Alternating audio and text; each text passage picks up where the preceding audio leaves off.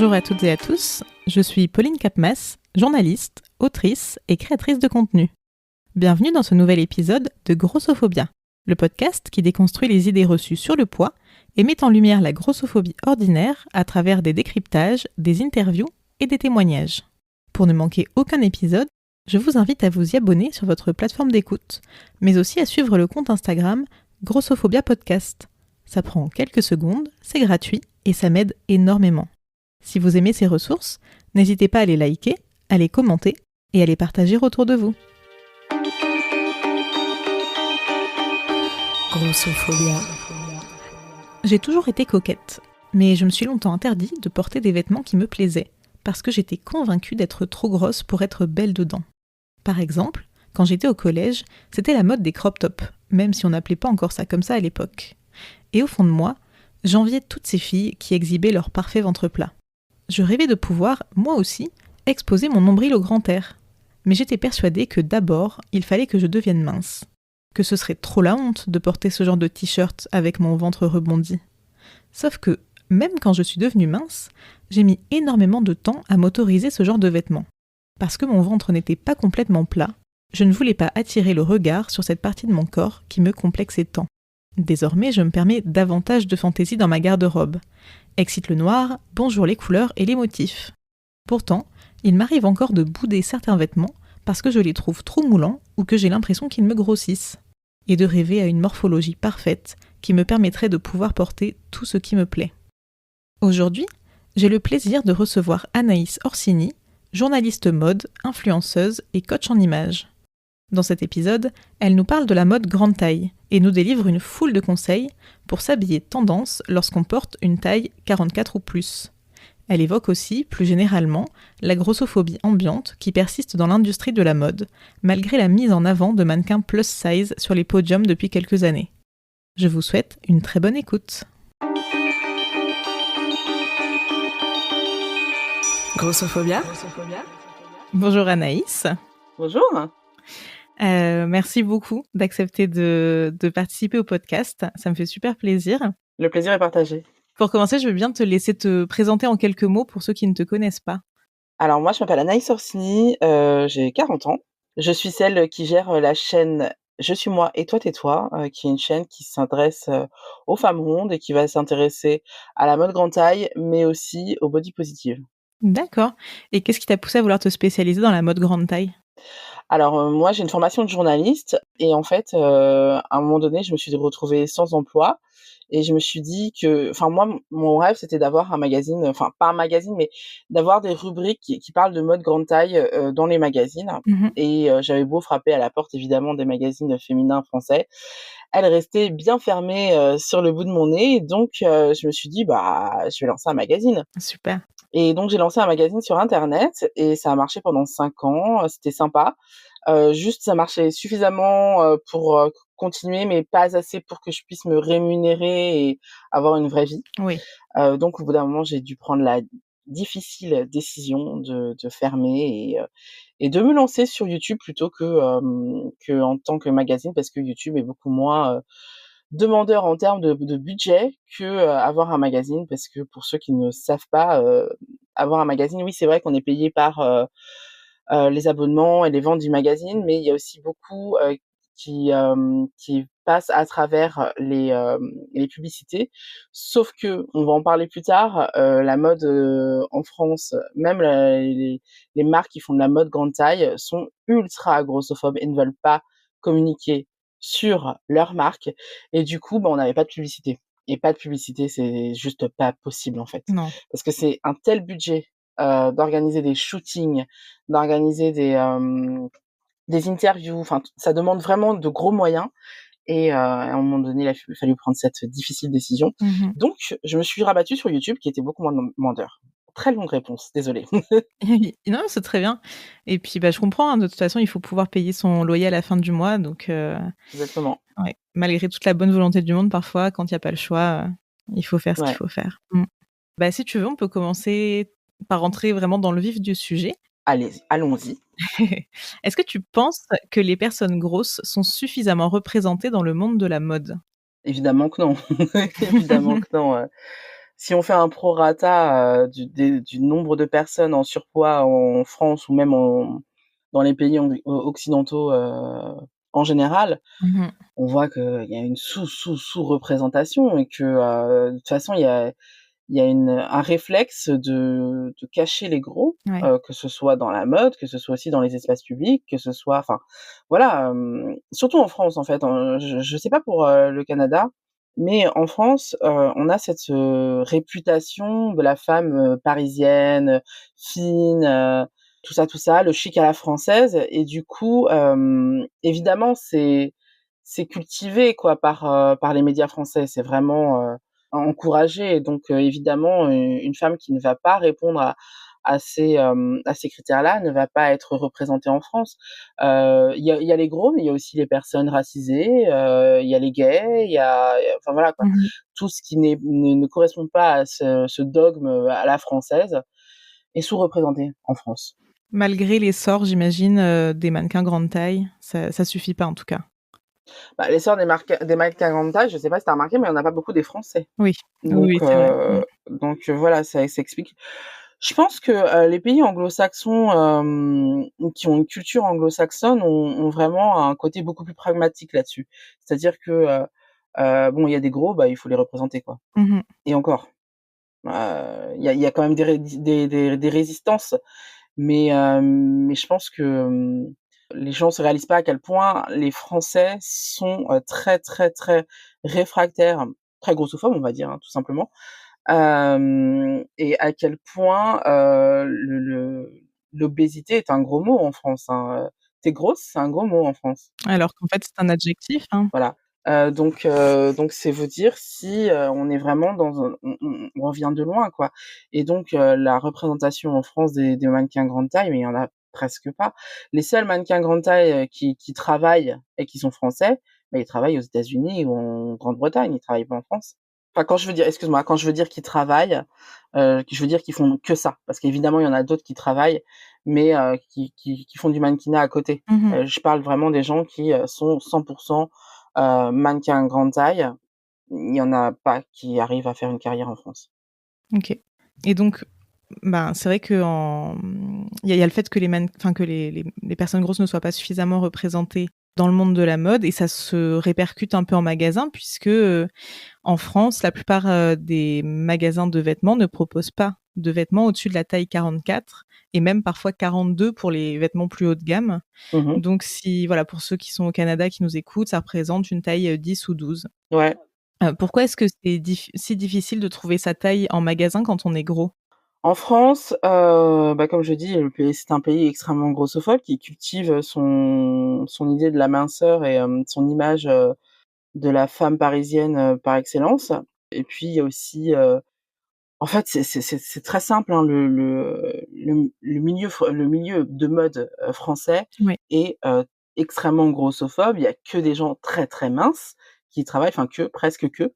Quand tu es un petit peu plus potelé, on te le fait remarquer, et tu es au courant, et c'est rare, et on te donne pas forcément la parole. Les gens décisionnaires, c'est des gens minces, et c'est des gens qui se mettent pas forcément dans la peau de personnes qui sont grosses et qui réalisent pas forcément que leur lectorat, potentiellement, peut être gros et peut être pas du tout représenté dans les pages de mode, et donc et ce qui est un vrai problème pour eux, hein, ils s'en rendent pas compte, mais et je pense que tu l'as traité dans ton épisode, où tu parlais de toi, Oui. mais ils ont peur de parler de sujets un petit peu plus, larges. Quand je veux dire «ils», je parle tout simplement des médias, féminins, de mode. Ils ont peur d'aborder des sujets un peu plus larges, mais en même temps, le public se désintéresse d'eux parce qu'ils leur disent, à quoi ils doivent ressembler. Donc en fait, on a un serpent qui se mord la queue, c'est-à-dire qu'on a des médias féminins qui s'intéressent pas aux femmes grosses alors qu'ils sont censés s'intéresser aux femmes, Mmh. en général. Mais c'est pareil, encore une fois, pour les personnes racisées, pour les personnes gays, pour les personnes ceci, cela. Dès qu'on n'est pas dans la norme, en fait, en France, on n'est pas considéré dans, les médias, de mode, grande taille. Je suis désolée, je vais parler beaucoup de médias parce que c'est mon domaine. Mmh. c'est mon domaine d'expertise, donc forcément j'en parlais beaucoup. Mais on va aussi parler de mode en général et de créateurs. Mais donc, c'est-à-dire qu'à partir du moment où vous avez des médias qui ne donnent pas la parole aux marques, enfin qui ne donnent pas la parole, qui pendant longtemps n'ont pas donné la parole aux marques grande taille, Mmh. de l'autre côté, on a aussi des créateurs qui, de toute manière, font d'énormes économies en ne cherchant pas à habiller les femmes rondes. Parce que tout simplement, en fait, faire, un patron pour une femme ronde ou faire un patron pour une femme mince, ça n'a rien à voir. En fait, à partir du moment où on commence à avoir des formes, on va avoir les formes qui vont tomber à certains endroits et pas à d'autres. Donc à partir de ce moment-là, créer un patron, c'est beaucoup de recherche dans la mesure où, en fait, il faut faire en sorte que le patron aille au plus grand nombre de femmes et ça, c'est très compli ouh là, il y a des fantômes chez toi. Non, c'est mon chien qui a c'est mon chien qui a ouvert la porte. Et ça demande pas mal de recherche, donc de l'argent. Enfin, concrètement, en se disant: «On s'arrête aux 42», bah, ça veut dire qu'on s'arrête aux femmes qui n'ont pas ou très peu de forme Mmh. et donc concrètement, on fait pas des patrons qui va s'adapter, à la silhouette d'une femme, tout simplement. Ce qui est fou parce qu'en fait, tout à l'heure, tu disais les femmes qui sont pas dans la norme, mais qu'est-ce que c'est la norme? Puisque, ben, enfin, pas la majorité, mais je crois que c'est un tiers des femmes sont en surpoids en France, donc c'est quand même une énorme partie de la population. C'est plus d'un tiers, je crois que c'est, il me semble que c'est 40 de la attends, c'est quoi les chiffres? Et j'ai plus le chiffre en tête, mais c'est plus de 40%, je crois.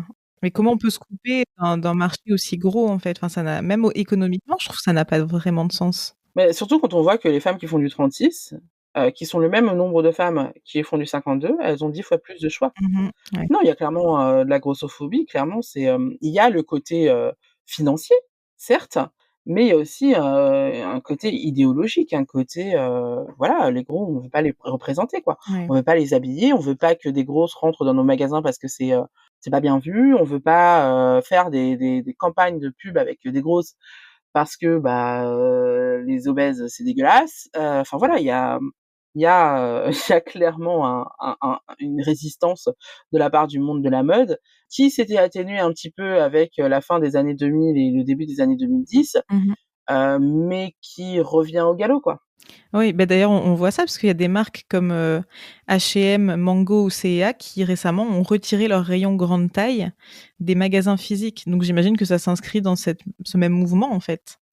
Alors, comment dire? En France, ces magasins-là, déjà, à la base, ne communiquaient pas du tout, D'accord. sur, leur rayon grande taille. Je le sais parce que quand je tenais Curvista, c'était la plus grosse période et j'ai jamais autant j'ai pu avoir, des contacts presse, autant on a pu faire des shootings ensemble et tout. Autant pour leur demander de mettre l'argent sur la table pour nous soutenir, il y avait plus personne. Ouais.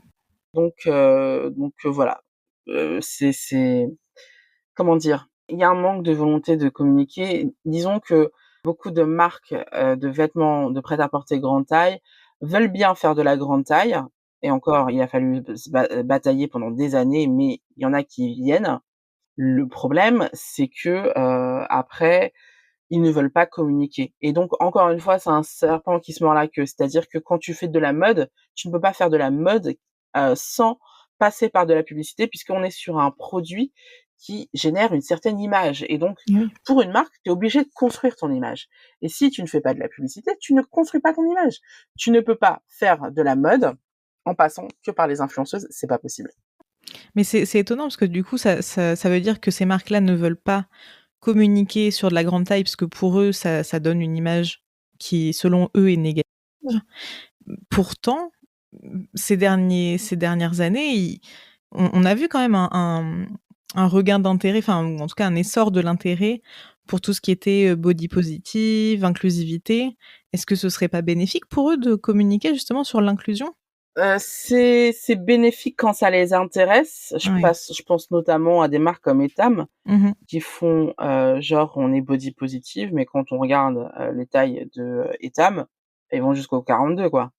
Donc il y a du body positive washing, donc ça doit être positif, hein. OK. Mais dans les faits, donner vraiment sa place, aux rondes, c'est juste pas possible. Alors après, il y a un coût aussi, hein. Ouais. Il y a un coût, de mettre, les vêtements dans les magasins, ça demande du stockage et tout. Mais bon, pour une marque comme H&M, moi je me souviens, que H&M, notamment le H&M de, c'est le H&M qui est à côté des Galeries Lafayette. Comment il s'appelle déjà? Haussmann. Ouais. Le H&M Haussmann, il fait 6 000 m², et avant, il y avait un rayon grande taille qui était vraiment très, très, très, très correct, le taille d'une boutique normale et j'y allais souvent. J'y allais souvent quand j'avais besoin d'avoir des vêtements là, maintenant, tout de suite, parce que des fois, on a besoin d'avoir des vêtements tout de suite Oui, ça peut et arriver. pas d'avoir à attendre, 5 jours pour avoir sa commande. Oui, puis même c'est sympa d'essayer aussi, de faire du shopping Aussi, avec les copines, aussi. de pouvoir essayer les vêtements, avant de les C'est acheter, ça, parce qu'on n'est pas toutes rondes et puis on a des copines qui sont minces et c'est cool aussi de pouvoir, prendre ses vêtements, aller en cabine ensemble, tout ensemble et se dire: «Ah ça te va bien, ah non ça te va pas». Tout ça, c'est quelque chose, bref, et du coup, j'y suis allée il y a 2 ans et puis je me suis rendue non, il y a un peu plus, il y a 4 ans, j'y suis allée et je me suis rendue compte qu'en fait, ils avaient fermé le rayon, grande taille OK. et on pourrait se dire que c'était une question enfin moi les vendeurs me disaient: «Ouais, c'est une question de place et tout», sauf qu'à la place, ils ont mis un lounge, Mmh mh. s'il te plaît, Oui, quel intérêt? avec des canapés, tout ça. Donc c'est pas une question de place, c'est pas une question de stock, c'est une question de volonté, clairement. Ah mais du coup, je vois où il est ce lounge. On est d'accord que c'est à l'étage qui est tout en haut, c'est ça? Ouais, OK, ouais, ouais. donc déjà ça veut dire que le rayon de grande taille était, déjà remisé tout en haut. Fallait pas le mettre au même niveau. Il était obligé de tout en haut et tout au fond. Ouais, Il voilà. était Mmh. pas exactement à la Mmh. place du lounge. Il est à la place qui est aujourd'hui la place, active, tu sais, le rayon actif Ouais. de H&M, donc c'est-à-dire les vêtements de sport. Mmh mh. Mais oui, à la place à l'époque, il était à côté des cabines d'essayage, hein, tout bêtement. Quelque part, c'est pas mal parce que du coup, les clientes rondes n'avaient pas à traverser tout le magasin pour aller aux essayages.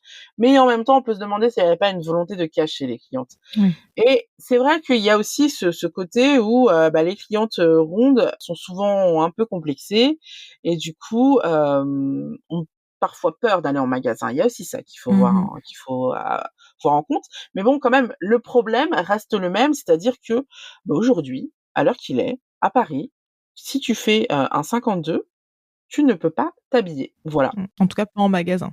pas en magasin physique. Mmh. Enfin, il reste encore quelques boutiques qui font que de la grande taille, mais si tu es comme moi et que tu aimes bien être branchouille, eh ben, c'est mort. Mais alors du coup, comment on fait? Est-ce qu'on peut bien s'habiller quand on est gros et comment on fait? Alors, on est obligé de passer par internet quand on veut être bien habillé et qu'on est gros. Oui. C'est indispensable malheureusement, mais c'est possible. C'est clairement possible. Est-ce que tu as des exemples de marques qui proposent des grandes tailles, sympas, qui font pas, mémères? Parce qu'il y a aussi un peu ce côté-là, Ouais. souvent les grandes tailles, c'est, pas forcément, très mode, très sympa. Est-ce qu'il y a des grandes tailles vraiment qui proposent des jolis vêtements, tendance, voilà, pour se faire plaisir, quoi? Bah, H&M, a toujours, proposé des enfin toujours non. Ils se sont depuis une dizaine d'années, ils se sont vraiment, enfin ils ont vraiment cherché à améliorer leurs produits parce qu'au début on avait vraiment que, des trucs mémérisants. Ouais. Et là on a vraiment depuis, ouais 10 ans, on a vraiment des belles pièces donc c'est bon à voir et puis en plus, aujourd'hui H&M c'est plus un enfin il y a un rayon grande taille, mais H&M montre jusqu'au 52 maintenant. D'accord. Donc ça veut dire que, si tu fais du 52, tu es dans la gamme normale. Donc c'est quand même un changement très intéressant. Mmh mh. C'est pareil pour Mango. Oh OK, je savais pas pour Mango. Mmh. Ouais, il y a certaines pièces qui vont jusqu'au 52, pas toutes évidemment, c'est pareil pour H&M, pas toutes, mais il y en a certaines qui vont jusqu'au 52, donc c'est quand même appréciable. Donc même si, il y a plus de rayon grande taille, si vous faites du 52, vous pouvez aller chez Mango et chez H&M en boutique. Je vous dis pas qu'à chaque fois ils vont avoir votre taille, même s'ils la font dans le Mmh mh. modèle que vous avez choisi. Voilà, il y a des H&M qui ne reçoivent pas les grandes tailles, on va pas se mentir. Mais il y en a qui le font. Voilà. OK. Après, savoir qui le fait pas, c'est une question d'enquête, hein, comme d'habitude. On a l'habitude, hein? Non? Voilà.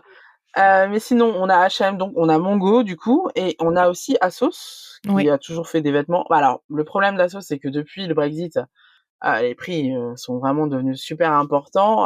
Moi, je conseille d'acheter des pièces ASOS vraiment quand vous avez un gros coup de cœur, quand vous avez une occasion, tout ça, parce que c'est vraiment de belles pièces. OK.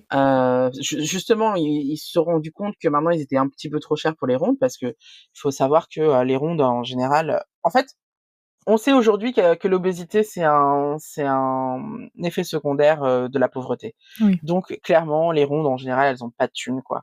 Donc c'est vrai que ASOS est devenu trop cher pour les rondes. Donc ce qu'ils ont fait, c'est qu'ils ont créé tout simplement une gamme haut de gamme, grande taille, qui fait que si vous avez un mariage, si vous avez une occasion, si vous avez tout simplement une pièce sur laquelle vous avez craqué et que vous voulez acheter parce que vous savez que vous allez lui la porter longtemps, parce que vraiment c'est un gros coup de cœur, n'hésitez pas, parce que c'est vraiment une marque sympa.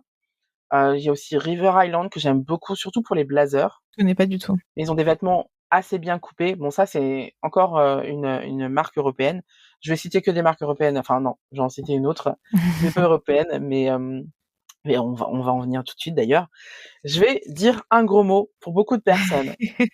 Et Pauline rigole parce qu'elle sait déjà ce que je vais Oui, dire. je sais et je reconnais que pour moi aussi c'est un gros mot, mais je te laisse le dire, la liberté d'expression est importante. Eh bien, je suis désolée de le dire, mais Shein, c'est quand même une bonne marque pour les grandes tailles. Je sais que Shein est une marque pas bien. Je sais que Shein a des progrès à faire en termes de droits de l'homme et tout. Mais on a tellement pas de choix, nous les grosses, que parfois, sincèrement, je me dis qu'on n'a pas vraiment les moyens de chipoter. Oui.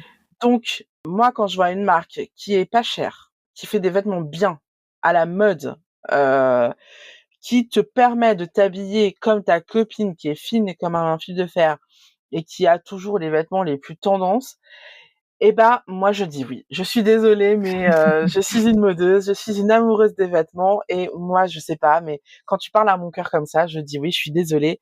Après, j'entends tous les arguments sur le côté social, je suis d'accord. Sur le côté écologique, je suis d'accord. Juste, j'ai pas les moyens de dire, de chipoter. Voilà, je suis désolée.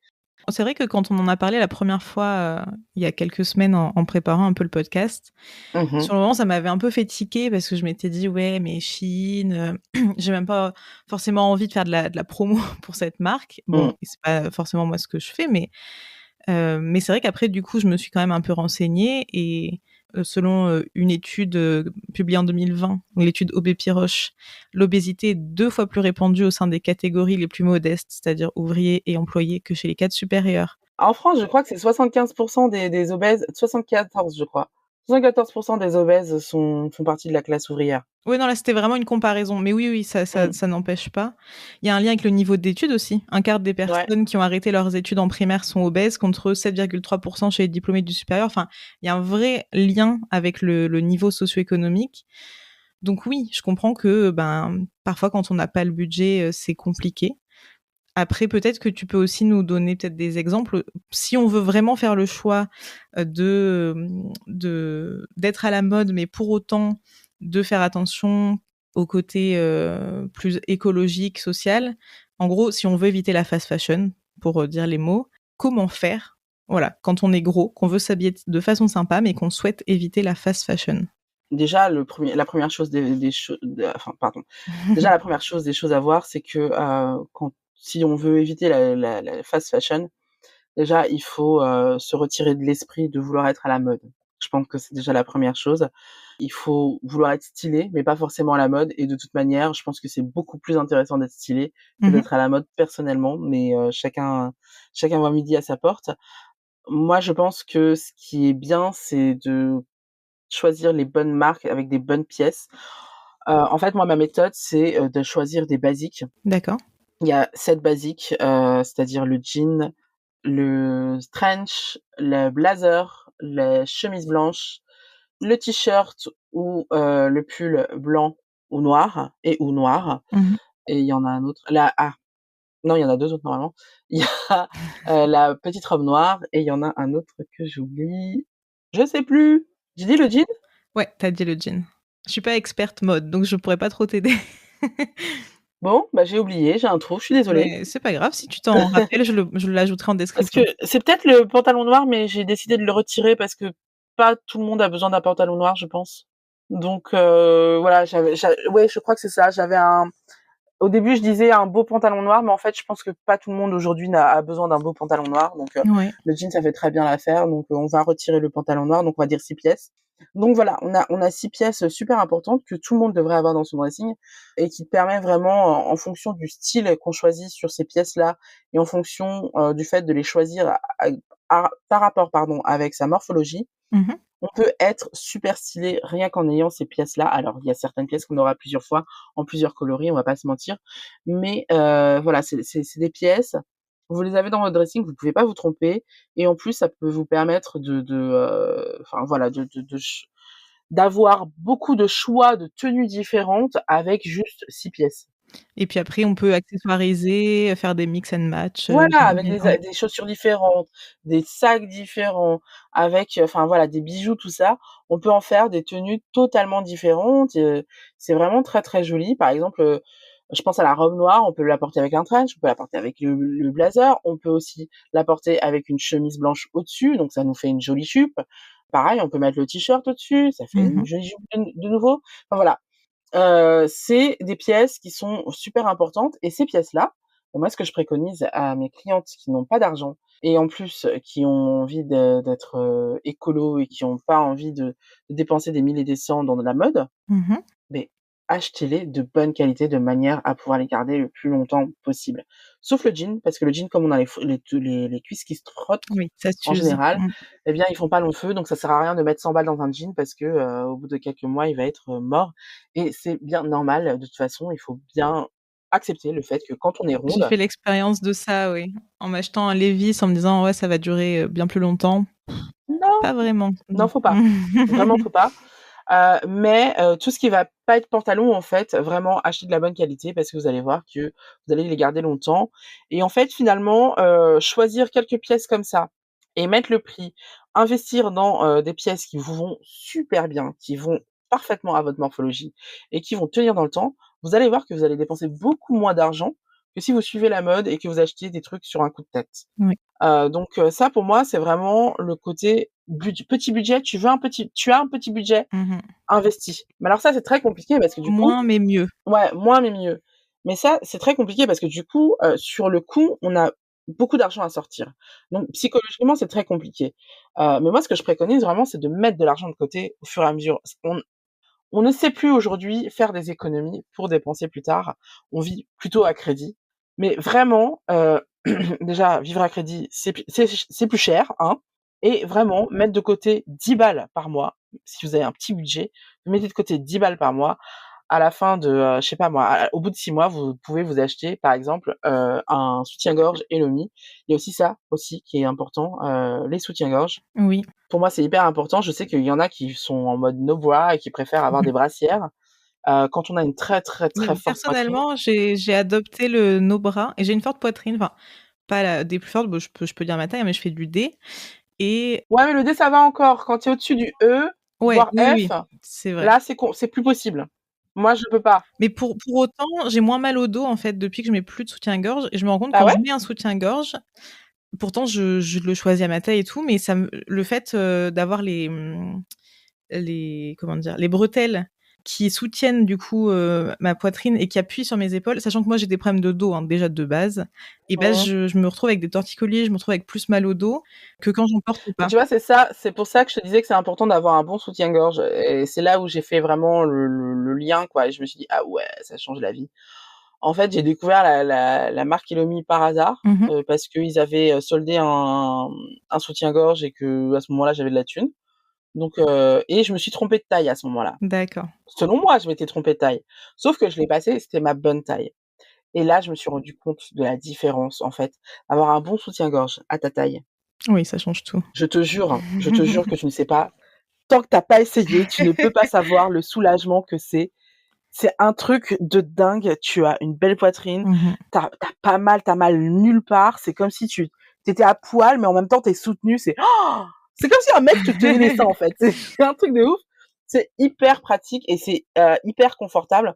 Donc ça aussi, c'est vraiment si vous avez une forte poitrine, c'est vraiment une pièce que je vous encourage, investir, enfin dans laquelle je vous encourage à investir parce que vraiment, ça change la vie. C'est un game changer, vraiment. Alors comment choisir un bon soutien-gorge? Est-ce que tu as des tips pour ça?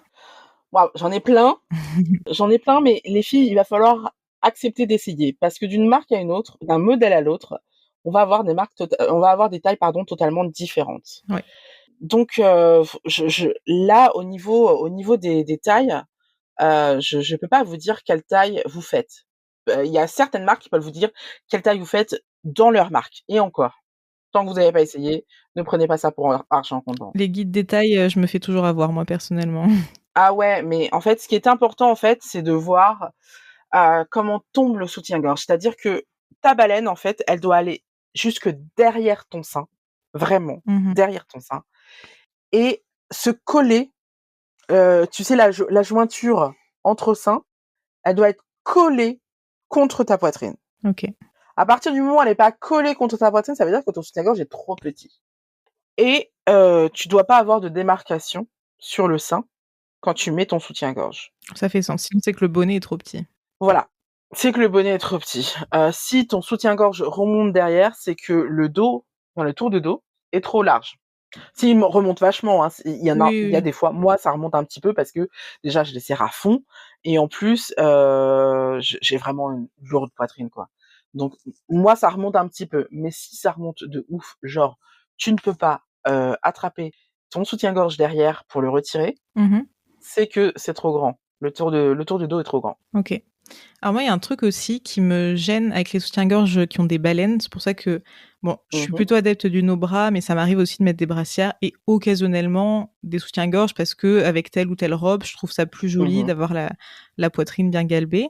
Pour autant, j'ai parfois la baleine qui me rentre un peu, enfin dans l'aisselle et ça me fait un peu mal. Enfin, c'est assez désagréable. Je sais pas si ça le fait à d'autres personnes. Je pense que ça le fait à tout le monde, mais je pense que ça, c'est lié à la qualité de ton soutien-gorge. D'accord. Voilà. Je pense que ce qu'il faut comprendre, c'est qu'un soutien-gorge de bonne qualité, c'est minimum 60 balles. Ouais, pourtant, j'achète, quand j'achète de la lingerie, j'achète en général des bonnes marques, mais écoute, peut-être pas assez. Ou alors peut-être que le bonnet est trop grand et que du coup, il va pas derrière ton sein, Mmh. mais un petit peu plus loin et Ouais, c'est ça qui te peut-être, fait mal. peut-être. Faudrait que je me renseigne. Je sais pas, c'est à voir, faudrait que je vois sur toi. C'est ça qui fait, aussi l'intérêt de mon métier, c'est que du coup, ça dépend de la personne. Il y a des trucs que je peux vous dire, des petits Eh tips que oui. je peux vous donner, mais après, il faut voir par rapport à votre morphologie. Mais alors justement, tu parles de ton métier là, parce que quand tu t'es présenté, tu disais que donc tu étais, à la base journaliste, mode, que maintenant tu t'étais reconvertie sur YouTube. Mais là, tout à l'heure, tu m'as parlé de tes clientes. Alors, de quoi tu voulais Ouais, parler? Tu as un autre métier caché? par la force des choses, en fait, je me suis rendu compte au fur et à mesure que, bah, les femmes rondes, en fait, avaient tellement pas de conseils dans les magasins qu'en fait, elles étaient totalement perdues pour s'habiller et que, bah, voilà, il y a certaines, elles ont abandonné parce elles savent pas quoi mettre, quoi et donc du coup, j'ai un site internet qui s'appelle anaïsorsini.com, Mmh. sur lesquels on peut booker, des coachings et en fait, moi je m'amuse. En fait, je vais trier le dressing de mes clientes et je vais leur dire ce qui correspond à leur style de vie déjà, ce qui correspond à leur morphologie, ce qui correspond à leur carnation, c'est aussi important, enfin voilà, ce qui leur correspond en gros, pour, en fait, retirer ce qui ne leur correspond pas parce que en fait, on se rend compte que finalement, on a toutes énormément de vêtements, mais souvent, on ne sait pas quoi mettre. Quand on ne sait pas quoi mettre, ça veut dire qu'on a trop de vêtements, en fait. Ouais et puis on porte souvent les mêmes choses. On peut avoir un placard rempli, puis mettre tout le temps, les 10 mêmes Mais pièces. oui, parce que c'est les choses qui te vont, en fait, tout Mmh. simplement et qu'en fait, l'argent que tu as mis dans,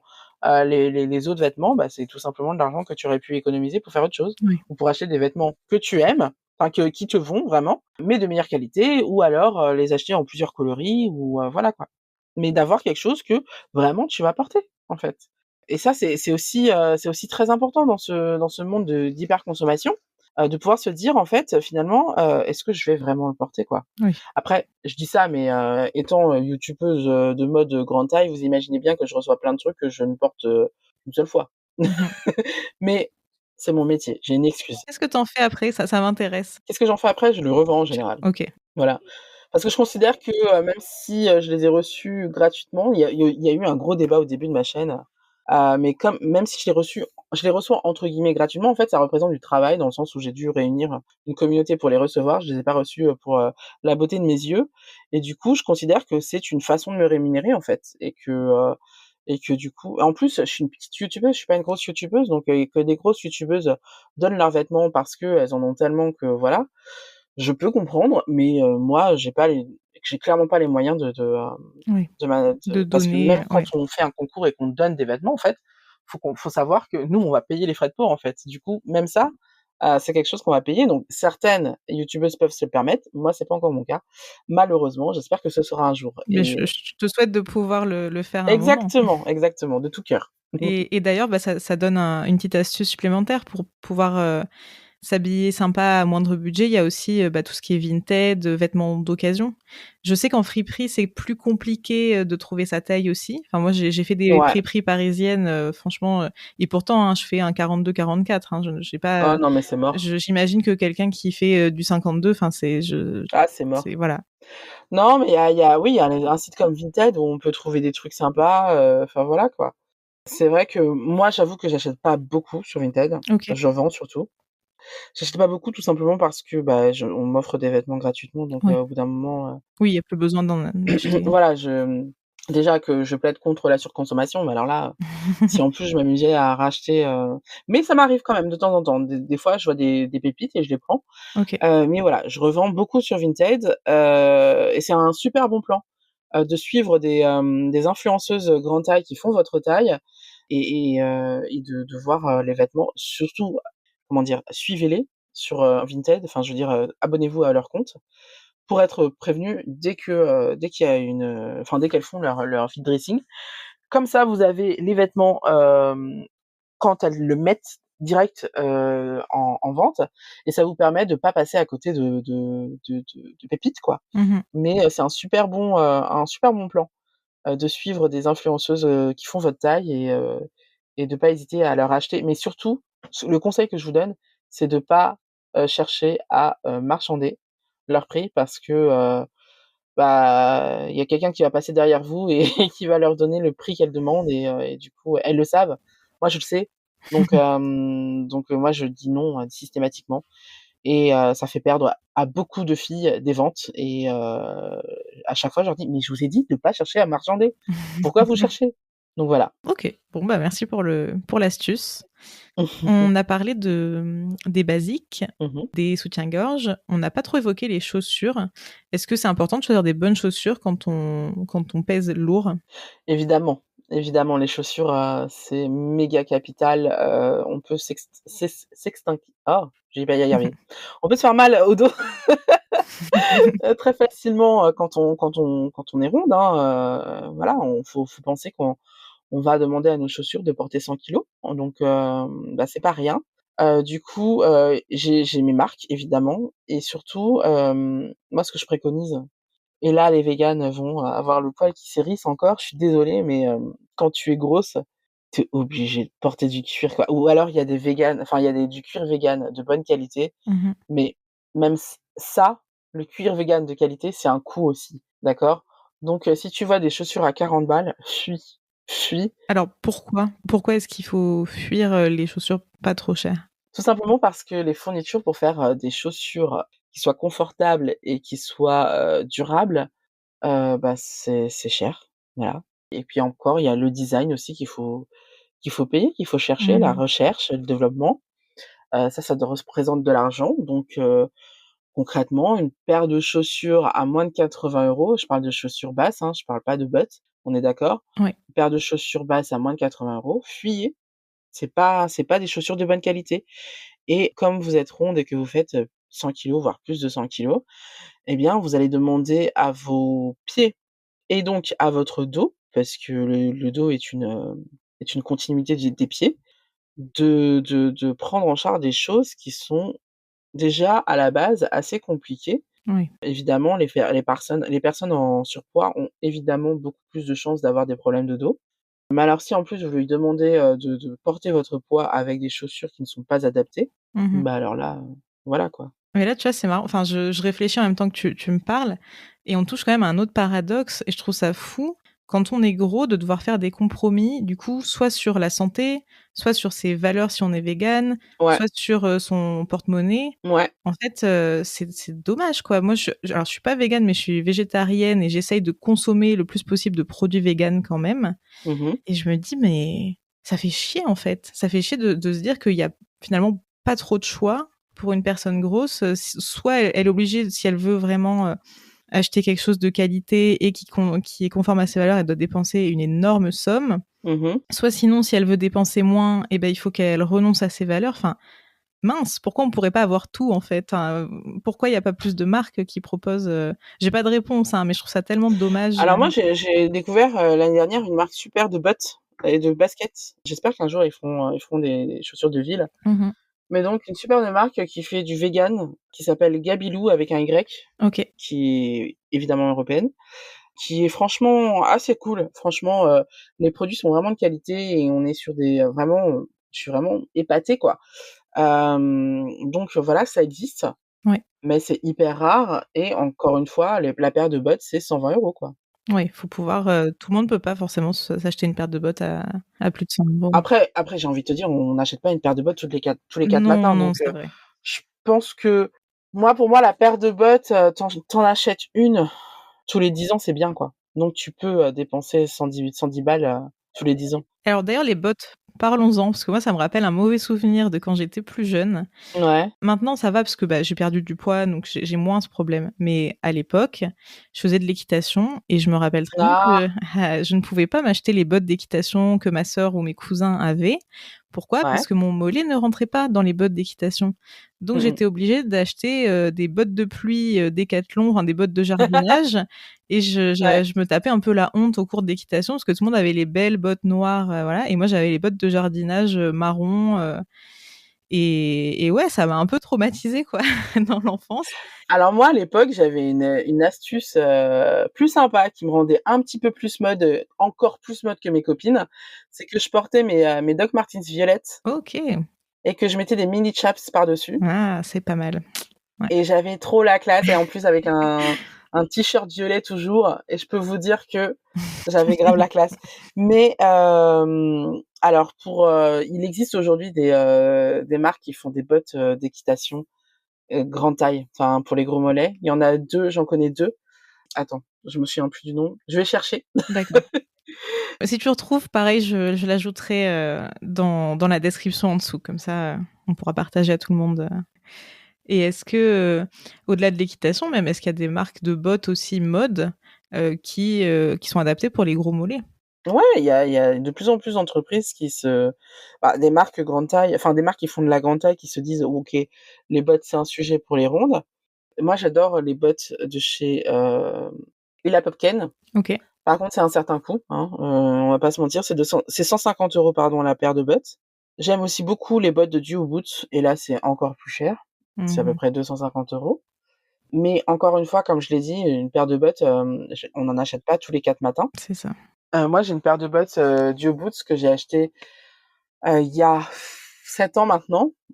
C'est une paire de cuissardes Ouais. et c'est du cuir véritable et elles sont nickel, enfin, elles sont canon, vraiment, et elles sont suffisamment simples et classiques pour, traverser les tendances. Ouais. Du coup, je les ai achetées il y a 7 ans, elles ont pas bougé. Enfin, entre-temps, j'ai quand même dû, une fois faire recoller les semelles, mais bon, ça, c'est de l'entretien. Oui, c'est ça. Ça Mmh m'a mh. coûté 10 balles, hein, mais je les ai achetées 180 € et elles étaient affichées à la base à 400 balles.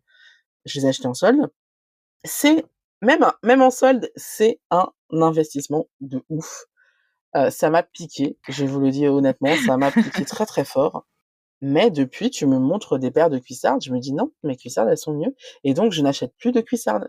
Depuis, je n'ai plus jamais acheté depuis, je n'ai plus jamais acheté de cuissardes de ma vie et voilà, c'est de l'argent économisé. Donc très clairement, moi, les bottes, quand je paye une paire de bottes, j'y mets le prix Tu les gardes 10 ans. et je n'ai plus à y revenir. Donc aujourd'hui, je reçois des bottes gratuitement de la part de Gabilou, la marque dont je vous ai parlé tout à l'heure, Oui. mais c'est les seules nouvelles bottes que j'accepte, quoi, parce qu'en fait, Bon, j'avoue que si Lula Popken me proposait des bottes, voilà, je me laisserais tenter.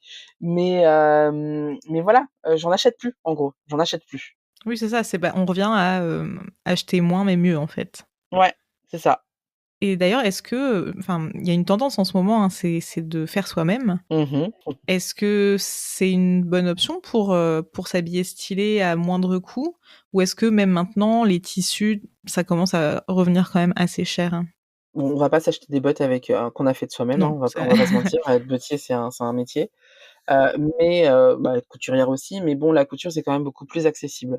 Il y a une super bonne marque de couture grande taille qui propose des patrons grande taille, du coup, qui s'appelle Cachemирette. C'est en anglais, mais franchement, c'est super simple, c'est super accessible. Donc, même si vous baragouinez un petit peu l'anglais, je pense que vous pouvez comprendre. Puis les patrons, ils sont superbement faits, donc, vous ne pouvez pas franchement ne pas comprendre les patrons avec les croquis qu'il y a. OK. Donc, je vous conseille vraiment d'essayer, même si, c'est en anglais. Et alors, c'est une marque qui s'adresse évidemment aux grandes tailles, mais aussi qui va, comment dire? S'adapter à votre silhouette. Donc c'est-à-dire que, par exemple, moi, je ne suis pas faite comme, une certaine, Lala Misaki. Je sais pas si vous connaissez en Canada Lala Misaki? Moi, ça me dit rien, non. D'accord, c'est une influenceuse grande taille, donc, moi, qu'est-ce que je peux donner? Comment elle s'appelle? Gisèle Renaud, c'est ça? Peut-être. Je suis pas encore assez C'est calée, une sur chanteuse canadienne. Alors moi qui suis ronde, je ne suis pas faite comme Gisèle Renaud, par exemple, ouais. qui a une morphologie tout à fait différente de la mienne. Et même, si on faisait la même taille, en fait, les vêtements ne tomberaient pas aussi bien sur moi que sur elle et inversement. Et ça, Cachemirette nous propose vraiment de nous adapter, par rapport à la largeur de notre tour de poitrine, par exemple, largeur de notre taille. Tout ça, ce qui fait qu'on va avoir des vêtements qui vont s'adapter comme un gant sur nous. Donc ça, je tenais à le dire parce que c'est vraiment une super marque, c'est vraiment ma marque préférée. Depuis que je la connais, je n'achète plus de patrons ailleurs que chez elle. OK. Après, pour répondre à ta question, concrètement, faire un vêtement soi-même, c'est pas moins cher que, par exemple, d'acheter chez Shein, on va pas se mentir. Oui. On va pas se mentir, on peut pas égaler, c'est pas possible. Donc effectivement, c'est moins cher, c'est plus cher. Maintenant, quand on fait un vêtement soi-même, on va acheter des tissus qui sont en général de bonne qualité et on va y passer du temps. Donc ce qui va faire qu'on va s'appliquer. Donc on va avoir un vêtement qui s'adapte parfaitement à notre morphologie si on va voir les les patrons de chez Cachemirette.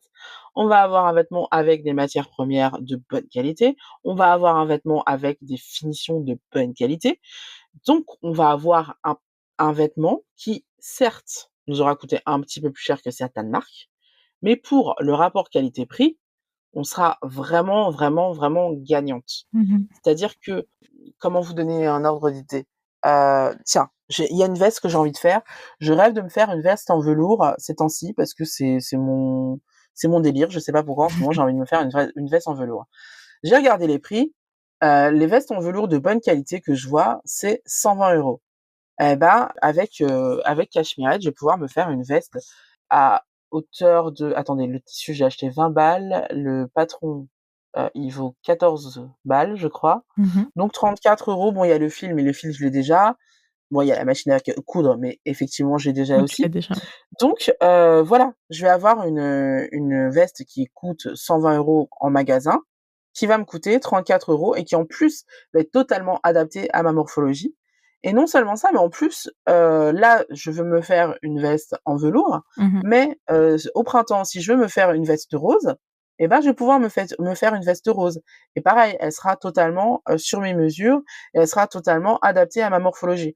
Donc en fait, finalement, quand on y réfléchit, c'est beaucoup moins cher de faire, ces vêtements soi-même parce que on va acheter un patron qu'on va réutiliser. Oui, le patron, tu l'achètes qu'une seule fois et ouais. C'est ça, le tissu peut-être qu'il va être plus cher que dans d'autres magasins, mais on va être sur une qualité tellement supérieure qu'on va être, 100 fois gagnante et qu'on va pouvoir le porter pendant des années. Mmh. Donc, oui, c'est plus cher aujourd'hui de faire des vêtements soi-même, mais par rapport à la qualité qu'on a, c'est beaucoup moins cher. Oui. Voilà. En plus, tu as la Je sais fierté pas de si c'est l'avoir clair? fait. Ouais, non, je comprends. Je pense que c'est clair et puis voilà, c'est tu tiens peut-être plus à la pièce parce que tu l'as créée toi-même. Le Exactement. seul, point négatif, c'est l'investissement en temps. Voilà, il faut prendre le Ouais. temps si on veut payer moins, en Ah ouais, ça fait. prend du temps Ouais. par contre, hein.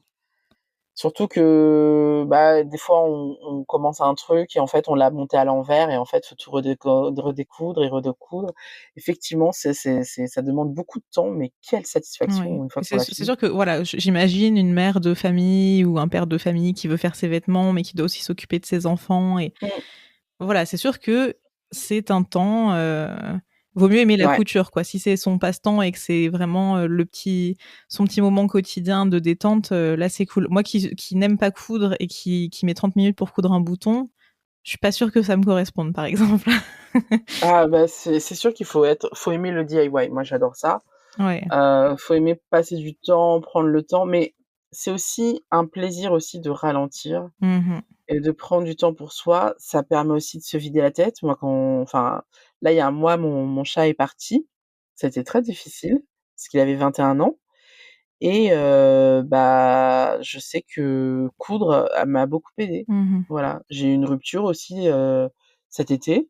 Coudre, ça m'a aidée pas mal et puis peindre aussi. C'est un moment qui te vide l'esprit, en fait, un peu comme une méditation, presque. Exactement, exactement et puis ça t'aide à te reconnecter, aux choses, ici et maint à l'ici et maintenant, Au voilà, présent, ouais. voilà et ça te permet vraiment de relativiser les choses.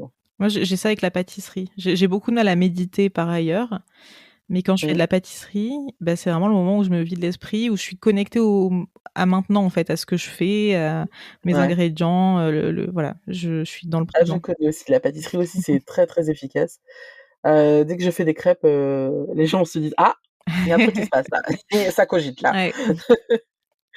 Effectivement, c'est vraiment le truc que je fais quand je sais pas, quand ça bouillonne là-haut, Ouais. mais pas forcément dans un sens négatif quoi, mais c'est vrai Non, que c'est pour se vider la tête, quoi. quand je fais des crêpes, il y a un truc qui se passe. Et ouais, donc du coup, je comprends. Et tu parles de patron bien adapté à sa morphologie, justement. Mmh mh. Comment on fait pour savoir vraiment quelle est notre morphologie? Parce qu'on peut être gros, mais je sais pas, être plus rond au niveau des hanches, Bien des sûr. fesses, on peut être plus gros au niveau des épaules, au niveau du ventre, enfin Ça, c'est un truc qui me fait vachement marrer quand je vois dans les magazines féminins, comment s'habiller quand on est ronde. ouais, Mais meuf, c'est pas comment s'habiller quand on est ronde, c'est comment s'habiller quand on a telle ou telle morphologie, que tu c'est sois ça. ronde ou pas, si tu as cette morphologie, et ben, tu vas être bien habillée. C'est pas une question d'être ronde ou pas. Oui. On peut être ronde et avoir la morphologie en 8 justement parce qu'on a la taille marquée ou Exactement, moi j'ai cette chance-là, mmh ce qui fait que j'ai pas mal de choses. J'ai la chance. Enfin, après il y a d'autres choses qui me vont beaucoup moins, hein, comme, il y a quelqu'un qui a décidé que, la norme entre guillemets, c'était d'avoir cette morphologie-là, eh bien effectivement, il y a beaucoup de vêtements qui sont faits pour cette morphologie-là. Oui. Ça ne veut pas dire que c'est la meilleure des morphologies. Ça veut dire que c'est la morphologie que quelqu'un a choisie et quelle que soit votre morphologie, vous avez forcément des forces et évidemment des choses que vous aimez moins, que vous avez le droit d'assumer, mais que vous avez le droit aussi de vouloir planquer, c'est OK Mmh aussi. Donc alors, moi, je distingue 4 morphologies principales parce que je trouve que, les autres sont des, variantes de la même morphologie. Donc, pour simplifier les choses, on va dire qu'il y a 4 morphologies. Donc on a la morphologie la plus connue, la morphologie en 8. C'est la morphologie où j'ai une bonne poitrine, j'ai une taille marquée et j'ai, des hanches. Ensuite, on a la morphologie en A. C'est la deuxième morphologie la plus connue mh. et je pense que c'est la morphologie la plus représentée dans le monde. Mais ça, ça n'engage que moi, il y a pas d'études qui le disent, bien que ce serait intéressant. Donc j'ai un buste petit, j'ai une taille petite, mais j'ai des hanches ou un pétard assez intéressant, assez généreux. Ensuite, on a la morphologie en V. Donc ça, j'ai des épaules carrées, une, certaine poitrine, des fois elle est ronde, des fois elle ne l'est pas, mais en tout cas, si vous avez, des épaules carrées et que vous avez la taille et en plus les hanches plus fines, là, c'est que vous avez une morphologie en V. Mmh Et enfin, on a la morphologie en H. Et la morphologie en H, c'est que vous n'avez pas de taille. J'allais dire malheureusement, mais non, pas malheureusement. mh. Fuck it, c'est comme ça. Donc vous n'avez pas de taille, donc il va falloir faire votre deuil de la taille. Arrêtez de chercher à marquer votre taille, ça ne sert à rien, vous n'en avez pas. Donc plutôt chercher à allonger votre silhouette. Voilà. Faut vraiment prendre le temps de se regarder dans la glace. C'est assez compliqué. En fait, il y en a beaucoup qui utilisent la méthode de se mesurer. D'accord. Mais moi je la conseille pas. Voilà, je la conseille vraiment pas parce qu'en fait, admettons que, tu aies, une bonne paire de fesses, Mmh. voilà, et que, c'est une paire de fesses qui va plutôt vers l'arrière et pas forcément vers les côtés. Eh bien, tu vas te mesurer et on va voir que, enfin, que en fait, tu vas avoir un tour de taille, enfin un tour de hanche Mmh. qui va être important. Donc on va te dire que tu fais partie de la catégorie A. Sauf que, en fait, de face, comme tes fesses, elles vont vers l'arrière, de face, Ouais. en fait, ça se voit pas du tout que tu es A. Donc tu vas porter des vêtements qui sont pour les A, alors que pour les gens lambda, en fait, tu es plutôt un 8. Tu vois ce que je veux dire? Pour les gens qui te regardent de face, tu vas être plutôt un 8. C'est juste que derrière, ouais, il y a des pommes, tu vois? Et ben, donc voilà, moi je pense pas que, comment on dit? Le mètre? On Ouais. appelle ça un mètre? Non, c'est ça, oui, le Ouais, mètre? c'est ça, un mètre ruban, ouais. Un mètre ruban. Mais est-ce que les anglo-saxons, ils appellent ça un mètre ruban? Parce qu'eux, ils sont en inch. Je sais pas. Ah! Tu vois? Ça fait qu'1 an et demi que je vis au Canada, donc C'est une bonne question. Dites-le nous dans les commentaires, s'il vous plaît. Mais donc, mais moi, ce que je pense, enfin, ce que je fais, c'est que je demande, à mes coachés de se mettre face à moi, donc ou face à un miroir, ouais. et vraiment de voir si leurs épaules sont alignées avec leurs hanches. Déjà, si tes épaules sont alignées avec tes hanches, ça veut dire que soit t'es un H, soit t'es un 8, OK. tu vois? Si quand tu longes les bras, tu as un creux entre tes bras et ta taille, bah, c'est que t'es un 8. Je ferai le test, tout à l'heure. Quelle que soit la grosseur du creux, hein. Hein? Je ferai le test tout à l'heure. Bah oui. Mais quelle que soit la grosseur du creux, à partir du moment où il y a un creux, c'est que tu es un 8. OK. Cherche pas. Et donc et bon, donc pour les autres, franchement quand tu es un A, ça se voit, je pense, hein. Oui. Tu le sais. Et donc pour le V, alors pour le V, des fois on se demande si c'est H ou V. Mmh. Et bah c'est simple, hein. Tu regardes si tu as les hanches plus étroites ou pas, Mmh. tu vois? Si à partir du moment où tes épaules, elles sont plus grosses que tes hanches, bah c'est que tu es un V. Dit comme ça a l'air simple, ouais, il faudra faire le test. Vous nous direz, si vous essayez à la maison. Ouais, dites-nous tout. Il y a un sujet que j'ai pas abordé, mais j'aimerais bien, en parler, c'est les tailles de vêtements et notamment quand on est enfant. Moi, par exemple, enfin, je mettais du 16 ans, quand j'avais, 10 ans, quoi. Je mettais pas, du 16 ans quand j'avais 16 ans. Enfin, il y a vraiment un écart qui je trouve est pas mal culpabilisateur. Et puis justement, arrivé autour de mes 10 ans, et ben, le 16 ans commençait à être un peu trop petit, quoi. Pourtant, j'étais pas du tout obèse à cette époque-là, mais j'étais un peu ronde et ouais, donc j'ai commencé à m'habiller au rayon adulte et je me rappelle, j'étais en train de faire les courses avec quelqu'un de ma famille, je sais plus, c'était une femme de ma famille, mais je saurais plus dire qui, donc potentiellement ma grand-mère ou ma mère, mais je veux pas dire de bêtises. Et je me rappelle quand même avoir eu cette remarque. Moi, c'est la remarque plus que la personne qui m'avait, marquée. C'était, «Oh là là, mais tu te rends compte, on est obligé d'aller au rayon adulte quand même, tu rentres plus dans les vêtements du rayon enfant». Sous-entendu que c'était la honte, quoi. Et ouais, du coup, bah, j'ai eu vachement honte, quoi. Je me suis dit: «Merde, quelque part, c'est mal, quoi». En fait, on passait directement, aux tailles femmes et on n'avait pas forcément des vêtements super, tendance pour les ados, quoi. Je sais pas si, comment ça se passe aujourd'hui, mais à l'époque, de mon adolescence, on portait des baggy, on portait des trucs, style, jupe écossaise, enfin, tu Ouais. vois? Il y avait vraiment une mode, que des adultes ne portaient pas forcément, tu vois? Et trouver des vêtements à ta taille, quand tu étais, une ado ou une gamine, tu vois? Mmh. C'était pas la même chose que quand tu portais des vêtements d'adulte. Je sais pas Ouais. si je suis claire? Non, mais si, je vois. Ouais, ouais. Et puis bah, ça me rappelle, tu vois, quand j'étais au collège et que j'allais, faire du shopping avec mes copines, genre je devais être en 5e, 4e. Pareil, à cette époque-là, j'étais ronde, mais j'étais pas non plus, énorme et pour autant, mes copines à l'époque, on s'habillait chez, Pinky et Jennifer. Ouais, Je pareil. sais pas si c'est encore le J'étais sûre que cas tu là, allais dire mais ça. Eh oui, ça allait jusqu'au 42-44 et encore et un c'est petit ça. 42, un petit 44. Bah, alors moi 44, c'est sûr que j'ai jamais vu de et à cette époque-là, je pense que je mettais du L ou du coup, du, 42, ouais, en vêtements 40-42 et j'avais du mal à trouver des vêtements qui m'allaient dans ces magasins. Ah moi, c'était pas possible, quoi. Alors que voilà, je faisais un 40-42 et les quelques fois où j'ai pu m'acheter, des vêtements chez Pinky, tu vois? Où je me rappelle, on m'avait offert aussi à Jennifer, enfin mes copains pour mon anniversaire en 4e m'avaient offert un t-shirt de chez, Pinky ou Jennifer justement et franchement, quand j'étais belle cadeau, moi mon premier réflexe, c'était d'avoir peur. Tu vois? Je m'étais dit: Mmh. «Qu'est-ce que je fais si je ne rentre pas dedans? Mmh J'aurais mh. l'air con, en fait» Mmh mh. et je l'ai essayé et je rentrais dedans et tu imagines pas le soulagement et de me Mmh. dire, «Oh mais en plus c'est trop bien, c'est la classe, je rentre dans un vêtement de chez Pinky, quoi». Mmh mh. Ouais, je Si vous saviez le nombre de fois où j'ai acheté un vêtement juste parce que je rentrais dedans, en fait, alors qu'il m'allait pas forcément, qu'il me plaisait pas forcément, mais comme je rentrais dedans, je l'ai acheté, quoi. C'est Ouais. Non, mais c'est vrai qu'il y a un vrai souci là-dessus. Quand on est ado surtout, c'est très compliqué. C'est tellement compliqué de se construire quand on est plus size Mmh et mh. qu'on est ado. Je sais pas aujourd'hui comment ça fonctionne parce qu'on a plein de marques aujourd'hui, même si on n'a pas de marque physique, on a quand même plein de marques vers lesquelles se tourner pour être tendance. Ouais. Mais nous, quand on était ado, en fait, il y en avait pas. La seule marque qui faisait de la grande taille, c'était Taillissime. Taillissime, on avait Camaïeu qui allait jusqu'à 46.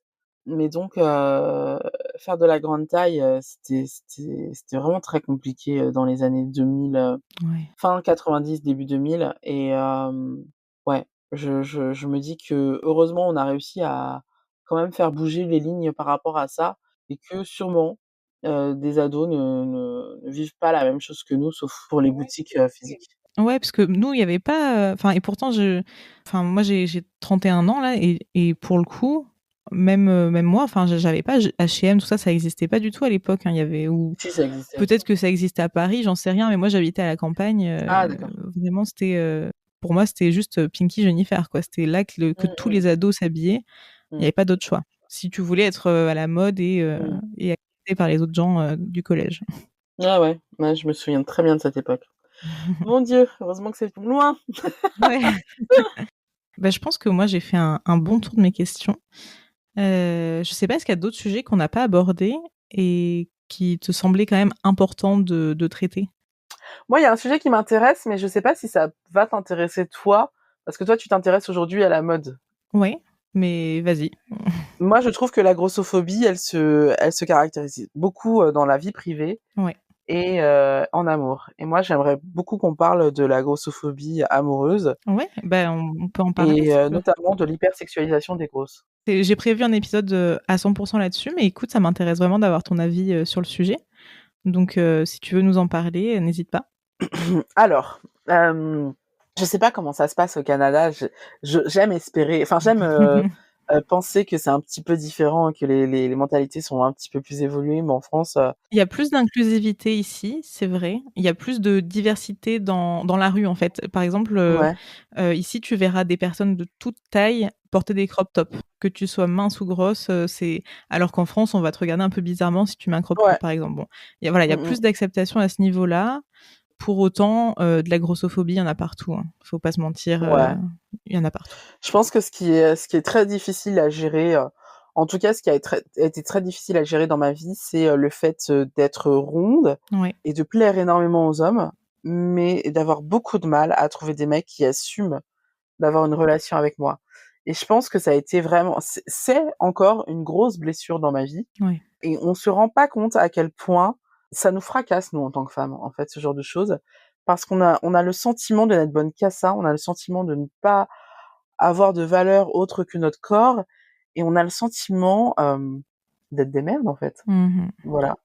Et j'avais vraiment envie d'en parler parce que je pense que chaque occasion, est bonne pour pouvoir, expliquer à certains hommes à quel point ce qu'ils pensent être, normal et être dans la «nature de l'homme» entre guillemets, Mmh. nous fracasse, nous, dans nos vies et comment dire?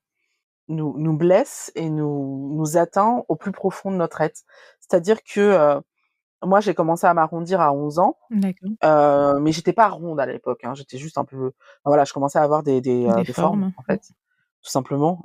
C'était évidemment le moment, où j'ai commencé à être aménorrhée Oui, donc tu avais des formes de femmes, en fait. voilà, j'ai commencé à avoir des formes. Ouais, et je commençais à avoir un corps de femme, mais encore on voyait que j'étais jeune et je me souviens qu'un jour, être allée chercher des vêtements pour ma Barbie D'accord. au supermarché du coin et en rentrant, en fait, il y a un homme qui m'a mis la main aux fesses à 11 ans, What?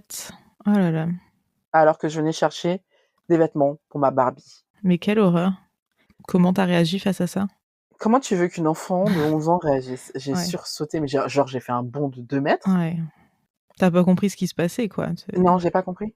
J'ai pas compris et ça a été que le début parce que, il y a eu d'autres, par exemple des camarades qui me coursaient pour me ploter, Mmh. des je me souviens un mec, j'étais au collège encore, j'avais les mains dans mes poches et il y avait un mec qui me enfin j'arrivais dans sa direction, Ouais. on allait se croiser et il y a un mec qui me fait un signe du genre, «Waouh, paire de seins» et qui va pour me les toucher. Heureusement, j'ai retiré mes mains de mes poches et j'ai dégagé comme ça. Bon réflexe.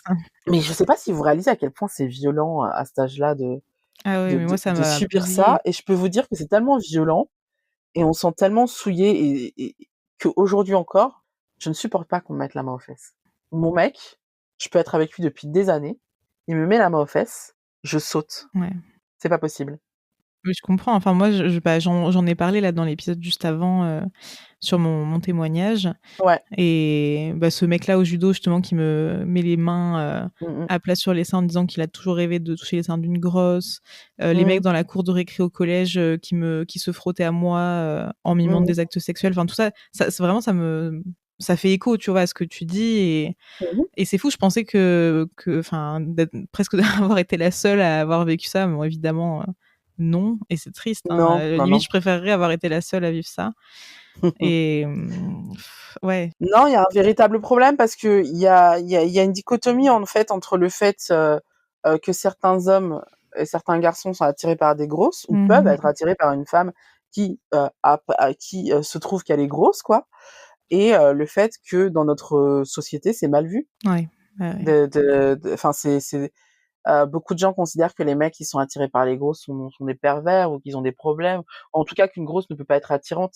Alors que, bah, en fait, il y a certains mecs enfin, tu vois, il y a vraiment un problème, je dirais cognitif par rapport à ça Ouais. et du coup, ça leur donne des comportements abjects parce qu'ils sont attirés par nous, mais quelque part, ils nous en veulent et ils nous font payer. Comme si, bah, c'est de notre faute, on n'avait qu'à pas être grosse, quoi. Et encore, ça, c'est quelque chose même qu'on peut se dire maintenant. Mmh.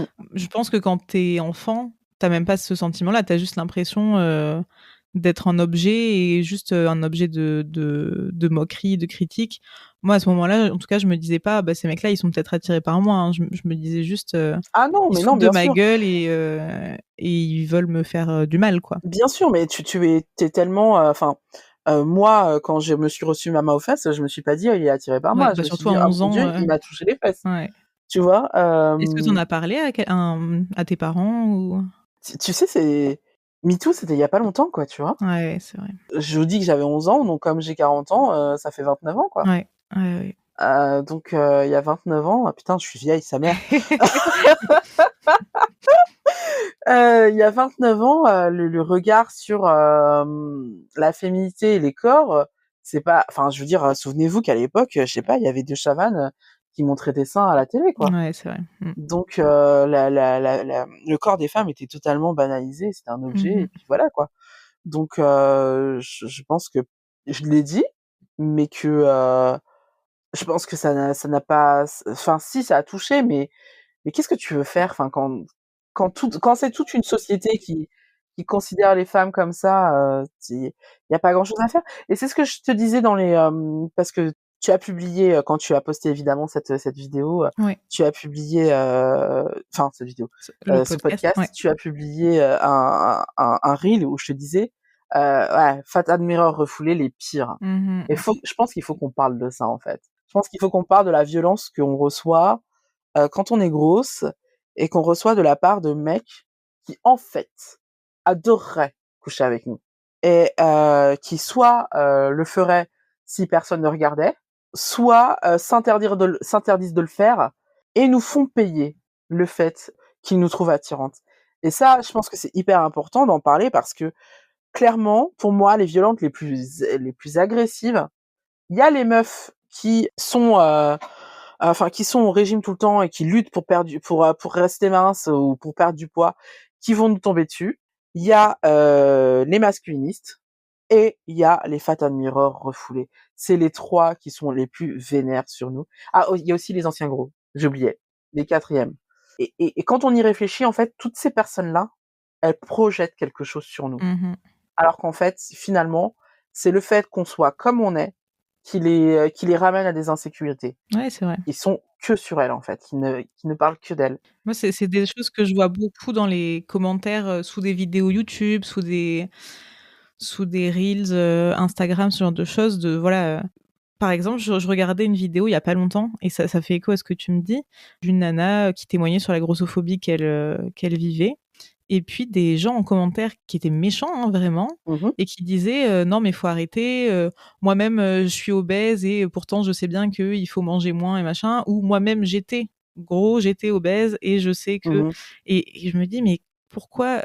enfin, je veux dire quand on a soi-même subi des violences probablement parce que Mmh. malheureusement, quand on est gros, oui, je pense qu'il y a peu de Mmh. gros qui n'ont jamais subi de discrimination. Enfin, peu, voire pas, en fait. Non, je pense que ça n'existe pas. En tout cas, en France, c'est pas possible. Donc voilà, quand on a soi-même souffert de ça, pourquoi faire vivre ça à quelqu'un d'autre, quoi? J'ai du mal, Et bah, ça tombe bien que tu m'en parles parce que je viens de faire une vidéo sur le sujet, sur, d'ailleurs, Khloé Kardashian qui parlait, du fait qu'elle était devenue grossophobe depuis, ses déboires avec la presse, ouais, et je parlais justement du fait que, beaucoup de gros, d'anciens gros ou de gens qui n'ont pas envie d'être gros, s'en prennent aux gros justement parce que, en fait, on n'accepte pas le fait qu'on peut être gros et bien dans sa peau et heureux ouais, et que, cette grossophobie qu'on voit, apparaître sur les réseaux sociaux ou dans la vie en général, c'est un moyen de nous dire qu'en fait on n'a pas le droit d'être heureux parce qu'on est gros, en fait.